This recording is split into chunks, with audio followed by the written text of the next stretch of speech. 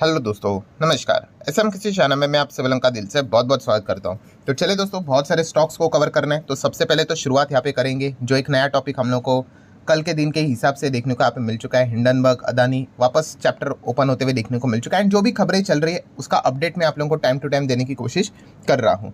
सो फिलहाल जैसे कि यस्टरडे नाइट की अगर हम लोग बात करें तो आप सभी लोगों को पता है हिंडनबर्ग ने आरटीआई भी यहाँ पे फाइल कर दिया है। ठीक है कि कौन से ऐसे सेबी में जो लोग काम करते हैं, एम्प्लॉयज काम करते हैं जो कि अदानी का केस हैंडल कर रहे हैं, उससे रिलेटेड इन्फॉर्मेशन फिलहाल तो उन्होंने मांगी। अभी देखना पड़ेगा उसका जवाब क्या आता है। बट इस चीज़ के चलते कुछ स्टॉक्स हम लोग रडार के ऊपर यहाँ पे रखते हैं और एक नया स्टॉक भी रडार के ऊपर यहाँ पे आ चुका है जो कि है कोटक महिंद्रा बैंक। हालांकि कोटक महिंद्रा बैंक ने अपना जो पक्ष है वो क्लियर कट यहाँ पे सामने रख दिया है एंड इसी चीज़ के चलते अगर हम लोग यहाँ पे देखें, ठीक है, आज के दिन तो यहाँ पे बैंकिंग सेक्टर में अच्छा परफॉर्मेंस देखने को मिला, उसमें कोटक ने भी अच्छी खासी तेजी थोड़ी बहुत यहाँ पे दिखा दी है। देन अदानी स्टॉक्स की बात करें तो म्यूटेड ही परफॉर्मेंस रहा, ना तो कोई ज़बरदस्त तेजी ना तो कोई ज़बरदस्त गिरावट। तो ये भी चीज़ें देखने वाली होगी कि आगे क्या होता है करके। वैसे तो अगर देखा गया सारी चीज़ें हम लोगों को मतलब एलिगेशन के हिसाब से तो इसके पहले भी देखने को यहाँ पे मिल चुकी है। ठीक है, कोर्ट की अगर हम लोग बात करें, कोर्ट ने भी कहा है कि मीडिया रिपोर्ट्स को वो यहाँ पे एविडेंस नहीं मानेंगे, जो कि कभी भी माने जाते ही नहीं है।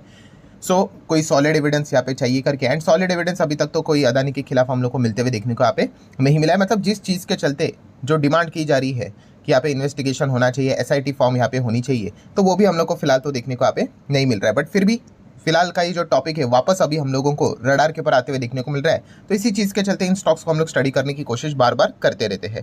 देन आगे बढ़ेंगे दोस्तों तो केपीआईटी टेक्नोलॉजीज। सो केपीआईटी टेक की बात करें, काफ़ी उम्दा परफॉर्मेंस देखने को यहाँ पे मिल रहा है। वापस Q1 के रिजल्ट का सीजन स्टार्ट यहाँ पे हो ही चुका है। ठीक है, तो वापस देखने पड़ेंगे इनके नंबर कैसे। काफ़ी लोगों ने इनके खिलाफ अलग अलग रिपोर्ट निकाली थी। वो रिपोर्ट जैसे मैंने हमेशा आप लोगों को कहा है कि जो भी अलग अलग ब्रोकरेजेस की रिपोर्ट देखने को मिलती है, किसी को भी ब्लाइंडली कॉपी करने की, फॉलो करने की जरूरत होती है नहीं। ठीक है, काफ़ी लोगों की रिपोर्ट सही भी जाती है, काफ़ी लोगों की रिपोर्ट गलत भी जाती है। हमें हमारा दिमाग इस्तेमाल करना है। जैसे मैंने हमेशा कहा है कि आपका डिसीजन ये फाइनल डिसीजन यहाँ पे होना चाहिए, फिर उसके बाद जो भी होगा उसकी रिस्पॉन्सिबिलिटी भी लेनी यहाँ पे आनी चाहिए। सो फिलहाल अगर हम लोग बात करें, केपीआईटी टेक के खिलाफ भी काफ़ी सारे रिपोर्ट्स निकले थे कि ये 900 के नीचे जाएगा, 800 के नीचे जाएगा। तो वहाँ से तो सीधा 800 से 1600 तक ही चला गया था, डबल हुआ था। फिर उसके बाद एक और रिपोर्ट यहाँ पे निकल कर आई थी। ठीक है, तो तब से लेके अभी तक भी अगर हम लोग देखेंगे तो केपीआईटी टेक का जो सर है वो हम लोग को ऊंचा ही अभी तक देखने को यहाँ पे मिल रहा है। सो ये एक अच्छी बात फिलहाल तो नजर आ रही है। कंपनी का परफॉर्मेंस भी अच्छा देखने को मिल रहा है, बिजनेस भी अच्छा देखने को यहाँ पे मिल रहा है, मैनेजमेंट काफ़ी इनका इंटरेस्टिंग है, काफ़ी अच्छा मैनेजमेंट है। मैंने इसके बाद पहले भी आप लोगों को बहुत बार बताया है कि KPIT tech and persistent system, इन दोनों कंपनी के मैनेजमेंट को आप डिटेल में स्टडी करोगे तो आपको ये बात पता चल जाएगी।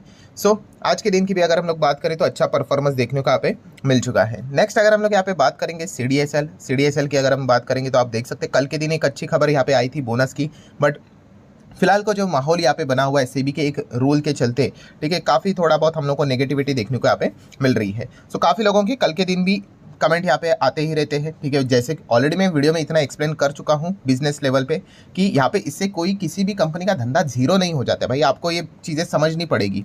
ठीक है, कि जब तक आप ये बिजनेस की अंडरस्टैंडिंग लेकर नहीं चलोगे कि किसी भी कंपनी के ऊपर अगर नेगेटिव इम्पैक्ट कितना पड़ रहा है, ठीक है, क्या इतना सा ही नेगेटिव इम्पैक्ट पड़ रहा है या फिर इतना बड़ा नेगेटिव इम्पैक्ट पड़ रहा है, इसमें फ़र्क होता है। ठीक है, अगर छोटा नेगेटिव इम्पैक्ट पड़ रहा है किसी भी न्यूज़ के चलते तो चल जाती है, इतनी चीज़ें तो बाजार में चलती है। बट बड़ा नेगेटिव इम्पैक्ट पड़ रहा है तो फिर हम कह सकते हैं कि उनका बिजनेस डिस्टर्ब हो सकता है करके।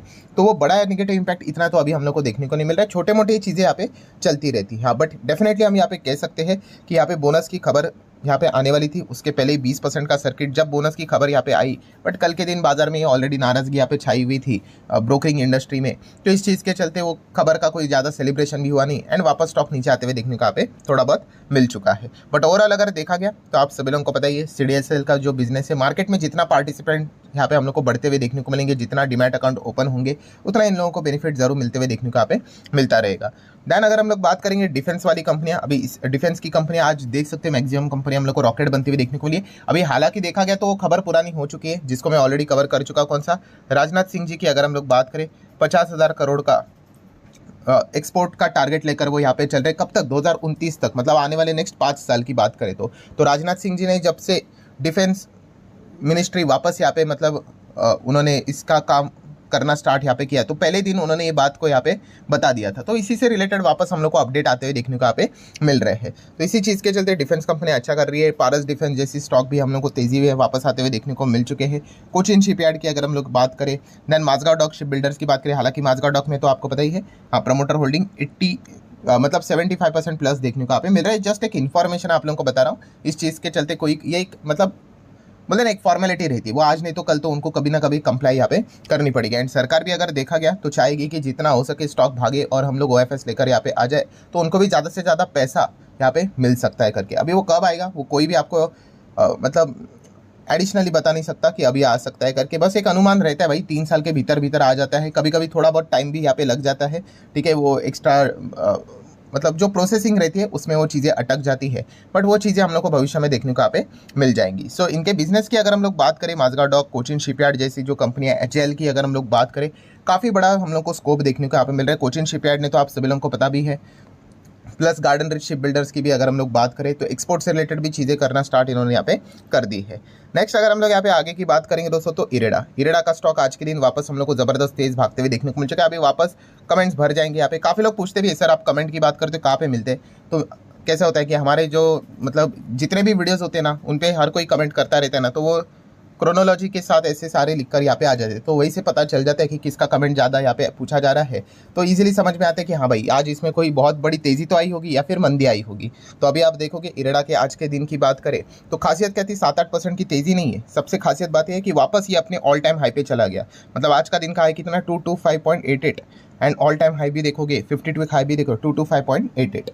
सो जब भी ऐसा टॉप लेवल पे चला जाता है, रिटेल इन्वेस्टर तो आपको पता है ये इनका फेवरेट टॉपिक होता है कि तेज़ी वाले स्टॉक उनको बहुत अच्छे यहाँ पे लगते हैं, जो कि टोटली गलत बात होती है। कोई भी स्टॉक अगर बिजनेस पॉइंट ऑफ व्यू से देखना होता है, ये मैंने बहुत बार आप लोगों को यहाँ पे सिखाया। बाकी तो मार्केट आपका बार बार टेस्टिंग लेगा, बीच में 30% यहाँ पे गिरा था, यहाँ पे भी गिरा था, आगे भी भविष्य में गिरते रहेंगे। कोई भी स्टॉक आपको चैन की नींद सोने यहाँ पे नहीं देने वाला है, ठीक है। वो शेयर बाजार का एक रूल है भाई, जो मतलब बोलते हैं ना, गिरावट को प्रॉपरली स्टडी करता है, उसको पता है कि ये गिरावट क्यों हो रही करके, और उस चीज़ को वो झेलता है, उसी को मार्केट रिवॉर्ड देता है, ठीक है। काफ़ी लोग वो बर्दाश्त नहीं कर पाते। मैंने बहुत सारे लोगों को देख लिया है कि अगर मान लो ऐसे एग्जांपल दे रहा, 200 पे खरीदते हैं और 190 180 पे भी आ जाते हैं, तो इतना पैनिक हो जाते हैं कि वो एग्जिट की बात करते हैं। तो आपको लगता है मार्केट ऐसे लोगों को बड़े रिटर्न्स दे पाएगा? नहीं दे पाएगा।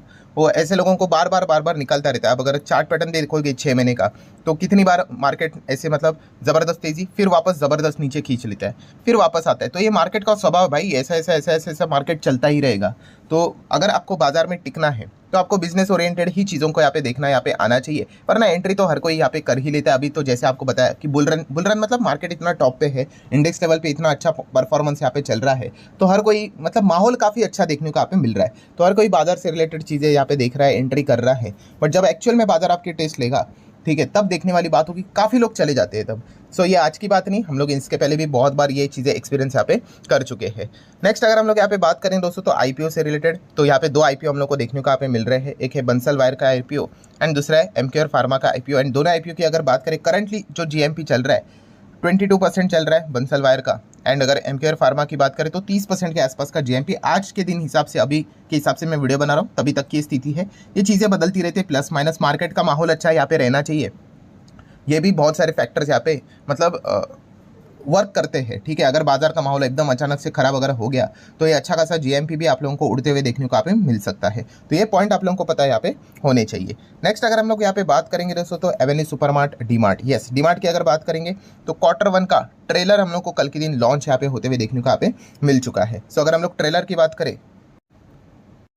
तो आप यहाँ पे देख सकते हैं, सिंगल पेज का ही PDF यहाँ पे रहता है। तो कैसा रहा परफॉर्मेंस, तो अगर हम यहाँ पे कह सकते हैं कि जून 30, ठीक है, देन 2021 के हिसाब से अगर हम लोग बात करें, ठीक है, तो कितना था, 5000 करोड़ का यहाँ पे इनकम बताया था, ये रेवेन्यू है, ठीक है। देन 2022 में ये 9800 हुआ, बहुत बढ़िया। देन उसके बाद आप देख सकते हैं 2023 में 11,500 हुआ, एंड अभी 2024 की बात करें तो 13,711 करोड़ का हम लोग को टोटल स्टैंड अलोन रेवेन्यू फिलहाल तो हम लोग को देखने को यहाँ पे मिल रहा है, ठीक है। तो प्रॉफिट कितना है वो तो अलग सा बात है, उसके लिए हम लोग को पूरी पिक्चर देखनी पड़ेगी। जब पूरे नंबर आएंगे, आप इनको चाहे तो एक्सट्रैक्टेड नंबर भी यहाँ पे कह सकते हो। प्लस उसी के साथ साथ टोटल नंबर ऑफ स्टोर्स की अगर हम लोग बात करें, वो हो चुके हैं 371। तो ये अपडेट डीमार्ट ने अपने शेयर होल्डर के सामने यहाँ पे रख दिया है।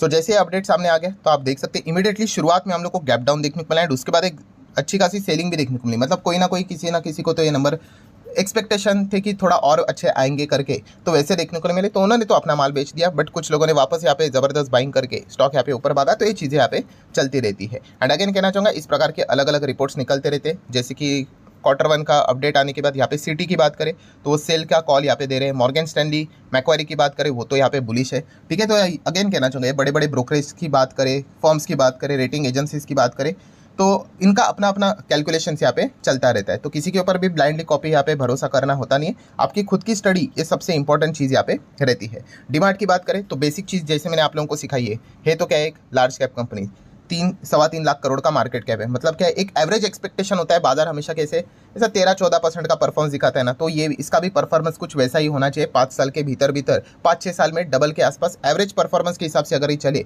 तो वैसा परफॉर्मेंस इनका होना चाहिए। हालांकि हम लोग शेयर मार्केट में भाई किसी चीज़ की कोई गारंटी यहाँ पे होती नहीं है, ठीक है। इतना बड़ा HDFC बैंक भी आप देख सकते हो कि 5 साल में भी अगर हम लोग देखेंगे 40% के आसपास समहाउ मैनेज करते हुए देखने को यहाँ पे मिल रहा है, बट ठीक है ये चीज़ें हम लोगों को बेसिक हिसाब से पता होनी चाहिए।